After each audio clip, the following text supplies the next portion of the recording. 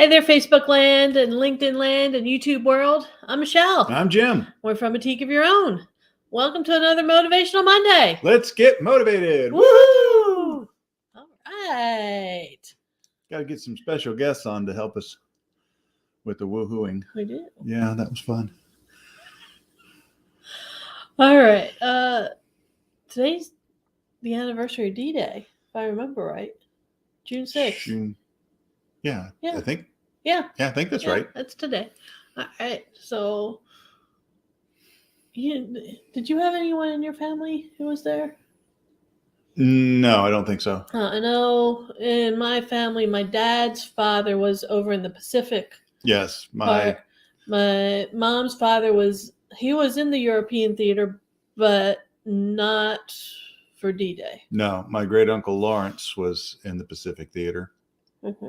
but I think he's the only one that I'm aware of. Yeah, amazing what they did. Amazing what was accomplished that day. And it actually falls into what we're going to talk about today. Okay. Do explain. We're going to talk about strengths. Oh, okay. And what the Allied forces did was rely on their strengths to help overcome the Germans. Sure. So, yeah. Well, that's what you do in combat. Yeah. You don't try to use your weaknesses to defeat the enemy because that will not work. You're busy trying to find their weaknesses while they're busy trying to find yours. Yes. And you use your strengths to exploit their weaknesses, which is something that we should do in life. Yes. Use our strengths because it takes much less effort to take something that you're competent in and turn it into a competitive advantage to a serious strength than it does to take a weakness and turn it into something where you are simply competent. Yes. Because those are the same steps that you would take. So we told you guys we would start focusing on this tiny book. Tiny, 55 pages. It's Managing Oneself by Peter Drucker. If the name sounds familiar, it should. He wrote a ton of books on management. He's the management guy, whereas John Maxwell's the leadership guy. Peter Drucker was the management guy. And he wrote, it was actually an article once upon a time for the Harvard Business Review, and then they turned it into this particular booklet. It's Managing Oneself. And Peter Drucker starts off talking about strengths. And he talks about, you need to figure out literally, the first question he has in here is, what are my strengths? And figuring out what your strengths are is going to be key to helping you manage yourself. And that's because you do indeed need to focus on what you're good at. Right. Because you can make it better. It's very easy to make that better. Sure. We see that all the time out in the world. People who figure out what they are really good at, especially admire those people who are young and figure that out. It's like, wow. And they use that strength to build a career, to make a life. Well, if you have no earthly idea what your strengths are, there are actual assessments out there, and one of them is StrengthsFinder. You can, if you buy the book, you will get the code to take the actual StrengthsFinder assessment, and it will give you your top 5 strengths, and that will help you. The book itself lists what all the strengths are. Yeah, what are the strengths? Oh man, there's whole bunches of them. You got 34 of them. Yeah. So just give us a sampling. I'll tell you what my top 5 are. Okay, let's do that. And let's see if this surprises you. Okay, all right. Now these are not in any particular order. And I have not looked at this, so actually, I do not know what's on there. Actually, they are in a particular order. They're in alphabetical order. Oh, well, okay. So achiever. Okay, yeah. Deliberative. Yeah. Disciplined. Mostly, yeah. Focus. Yes. Learner. Yeah, that for sure. Yeah. Yeah. Those are my top 5. What's some of the others that are in there?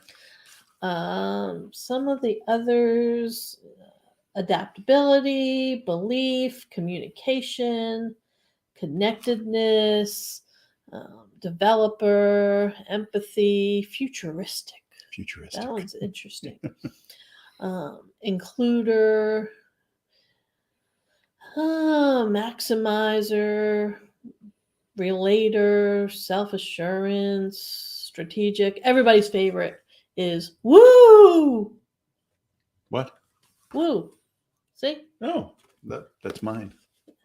You are a woo person. And let me, because he describes them in here. Now, and I haven't done this assessment, so All right. I do not know what mine would be, but woo sounds about right. It stands for winning others over. Oh, that's definitely, yeah. That's woo. Yeah, you enjoy the challenge of meeting new people and getting them to like you. Strangers are rarely intimidated by you. Yeah. My guess is I would be a woo. You would be. I'd be a woo, and I'd be probably adaptable. Yeah. However, the importance of knowing what your strengths are is once you know that, you know what you need to do to improve them too. You know what areas of your life you can focus on to help you improve those strengths. Right. Because the idea is you're already good at this. Mm-hmm.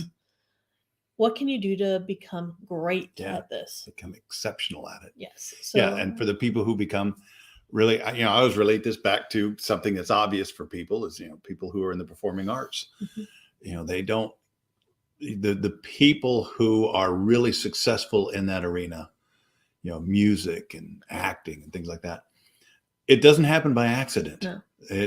There's a lot of work that generally goes into it. It's like, I always love the story of Rick Springfield, who wanted to be in music. That was what he really felt like he was really good at.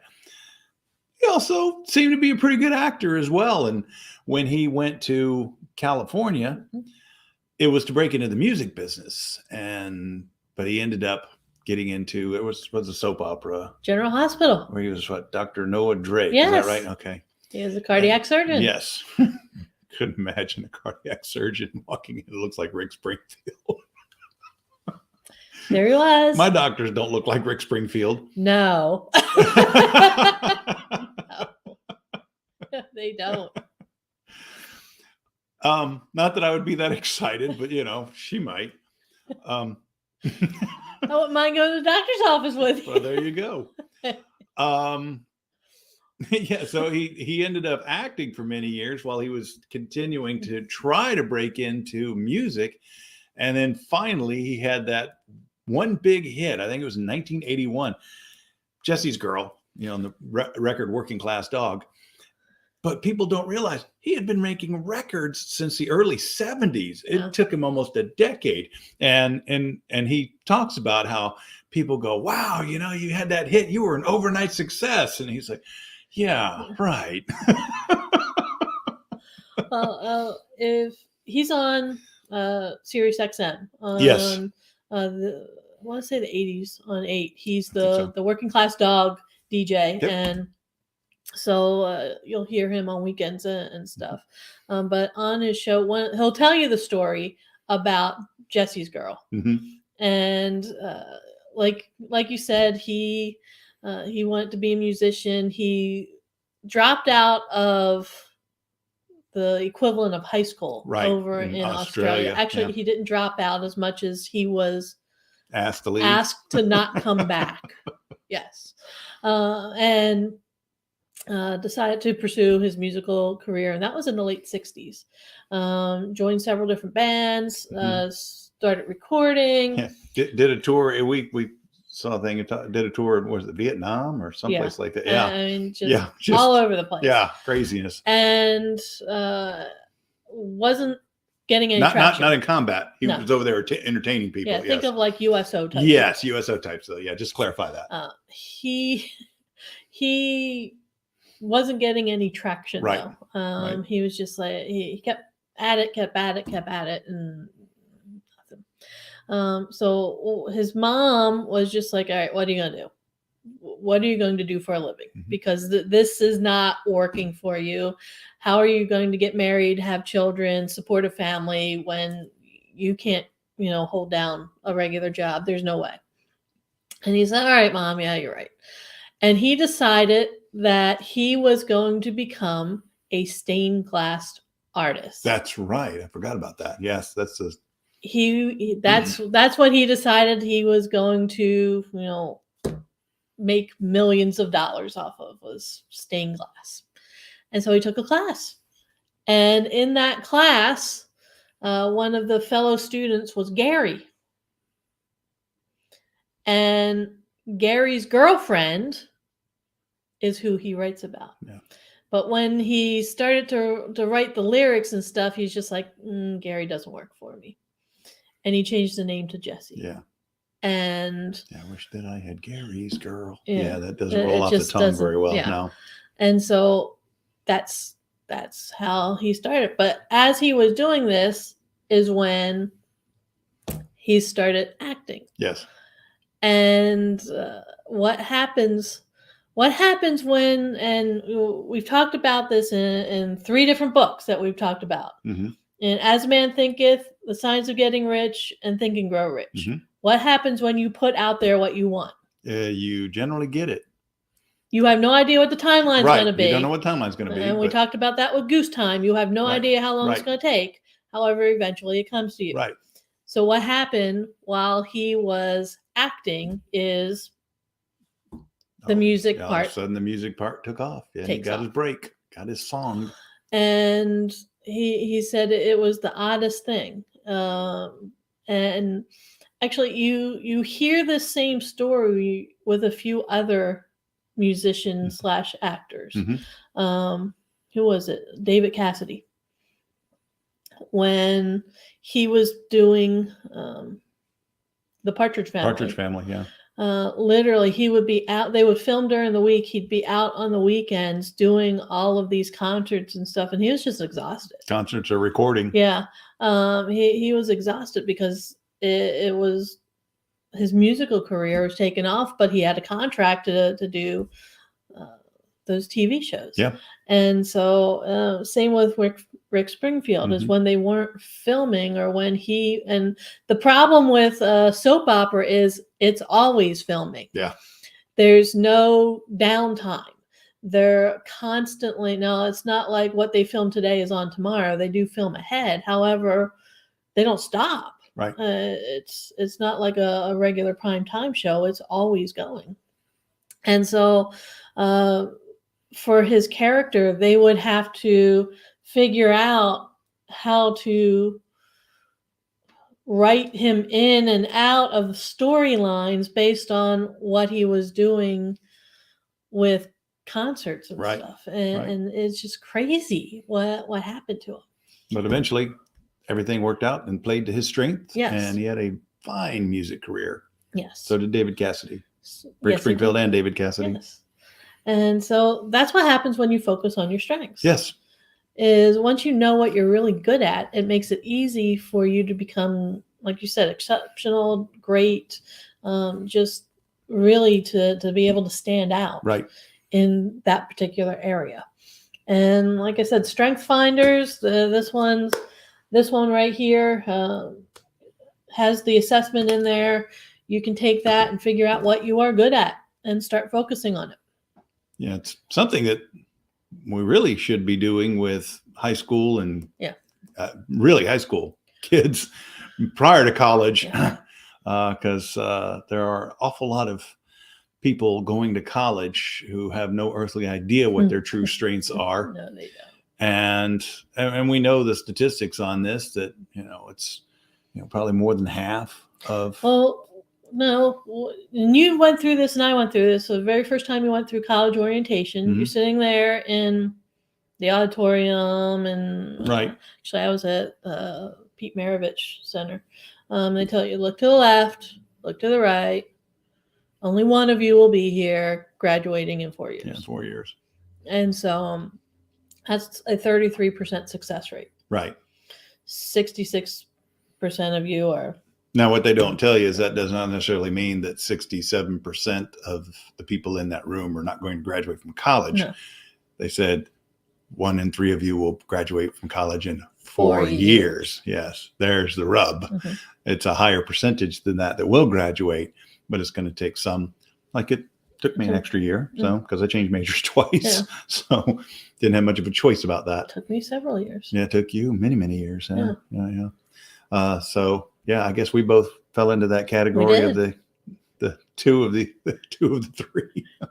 And yet we went on to get graduate degrees. Yes, we did.